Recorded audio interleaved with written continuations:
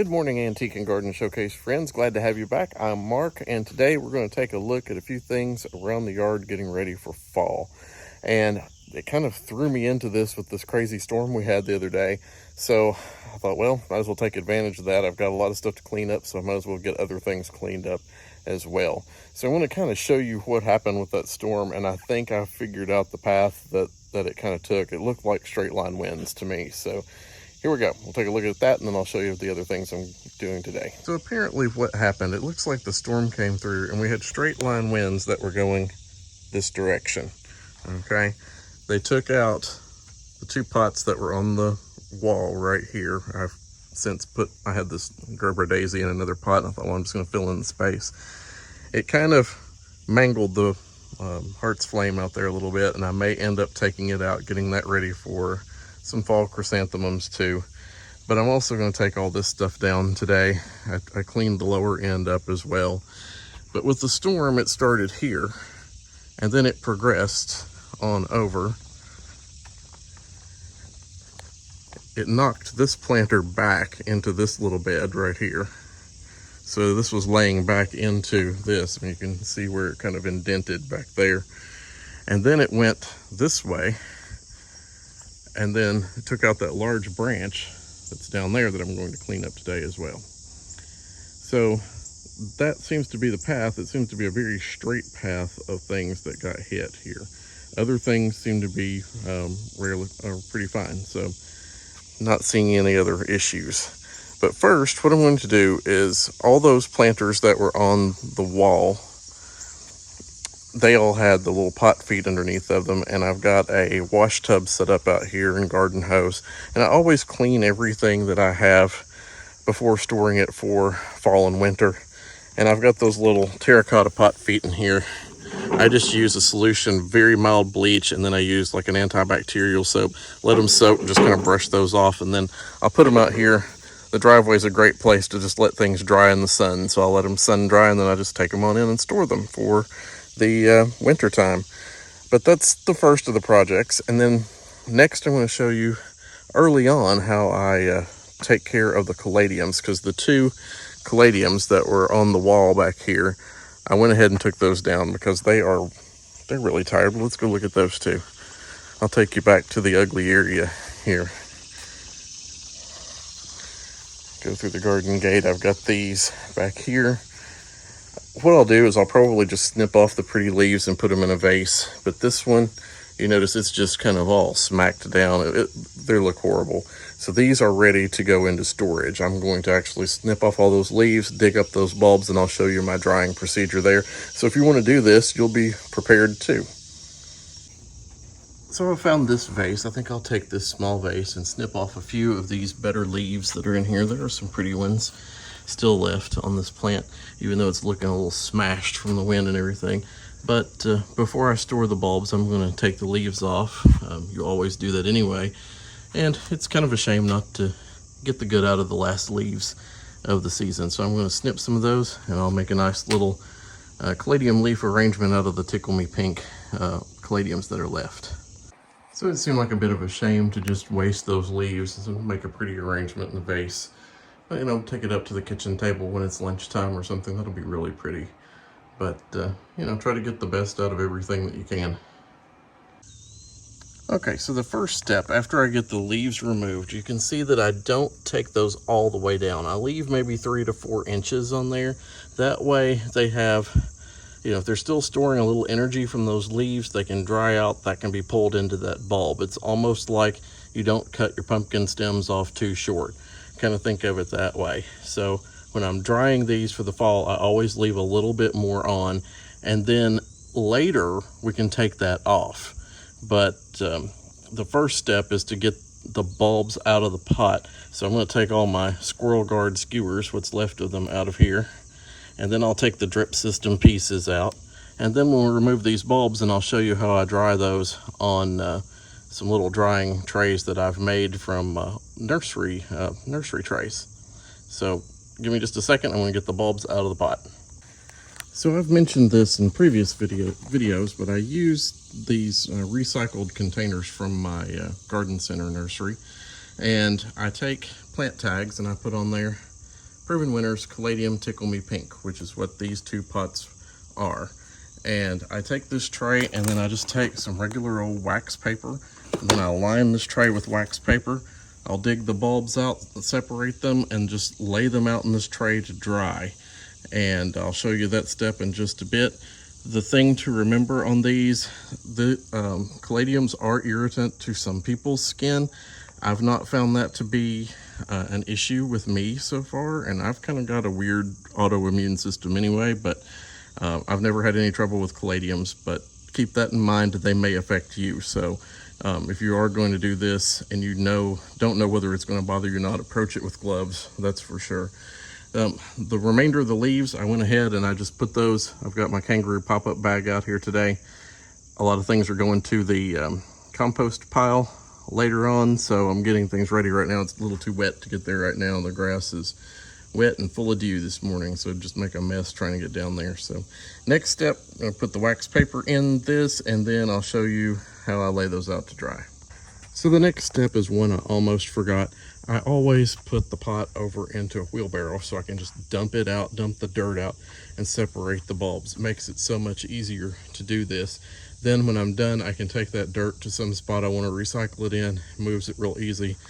Not, 2 or 3 cleanups.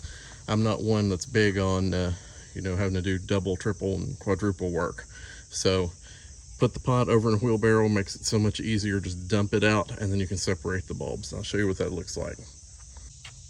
Okay, so now that I have removed this from the pot and I've cleaned off as much dirt as I possibly can, you can see that the bulbs look a lot like new potatoes under there, but they're really wet and kind of clumped together. So what I'm going to do, instead of trying to separate these right now, I'm going to take this whole entire clump. I got as much dirt off as I could. I left roots on there, as you can see, and I'm just going to put this in our prepared tray, leave it here to dry.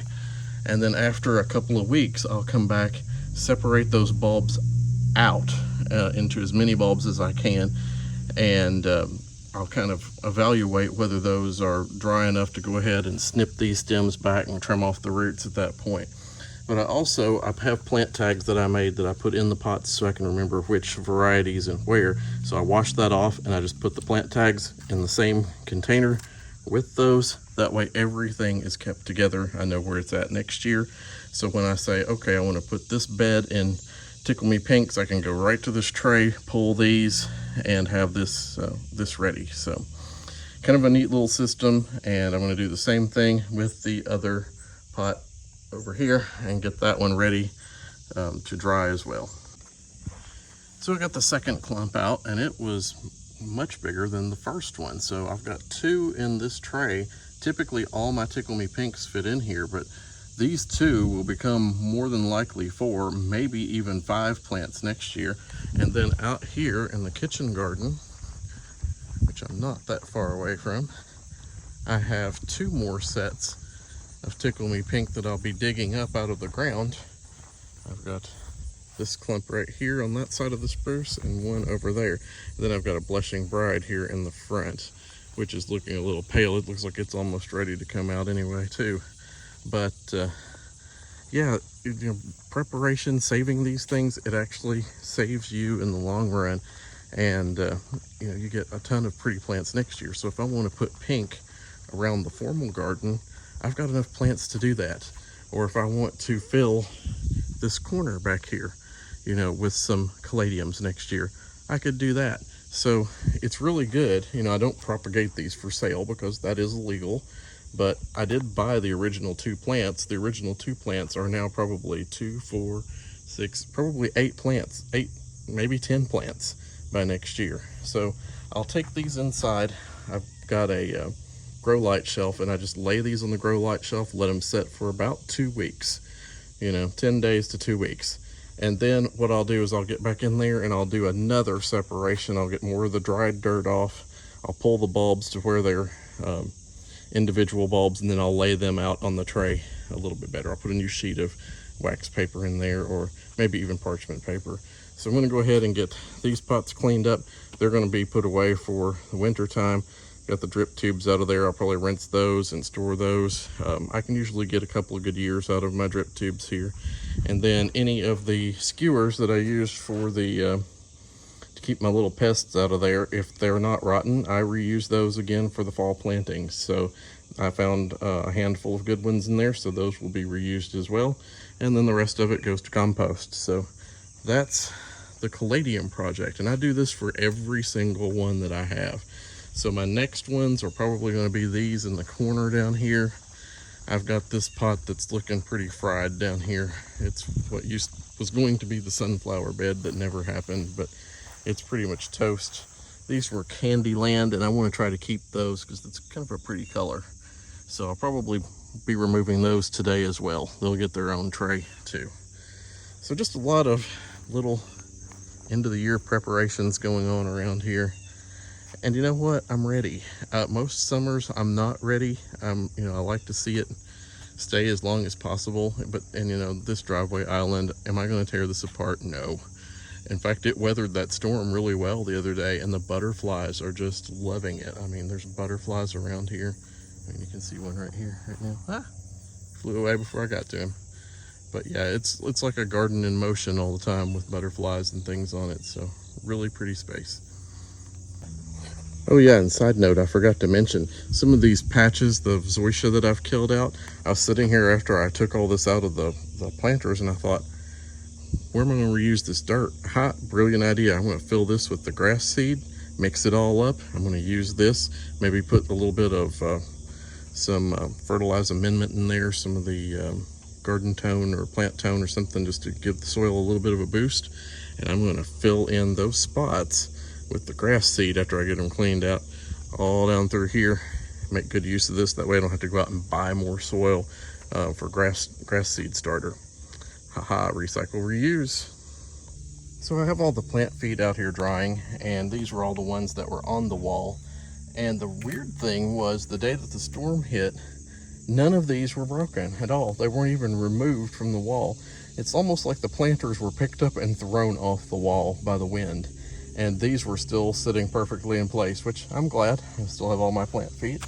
And I really only lost one pot and had damage to another, but the damage was not so bad that plants can't conceal it. So anyway, one more project finished today.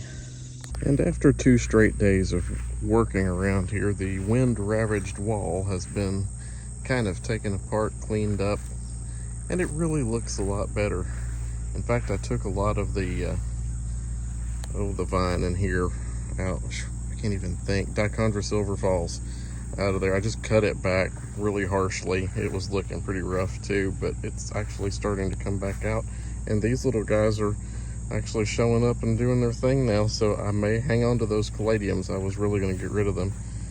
This one, everything here, I cleaned out all the petunias. They were looking rough. It was getting weedy. So these urns are going to be ready for chrysanthemums when I get pretty ones in a couple of weeks probably.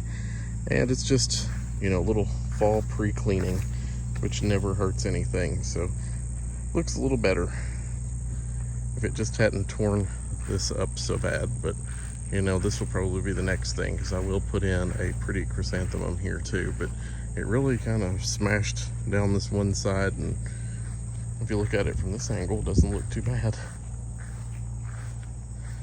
But yeah, from the front it looks pretty horrible.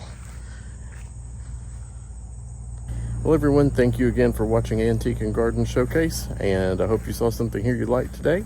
We'd love to have you as a part of this channel permanently. You can subscribe, give me likes. I'd love to hear your comments as well, and look forward to seeing you in the next one. Have a good week. Bye.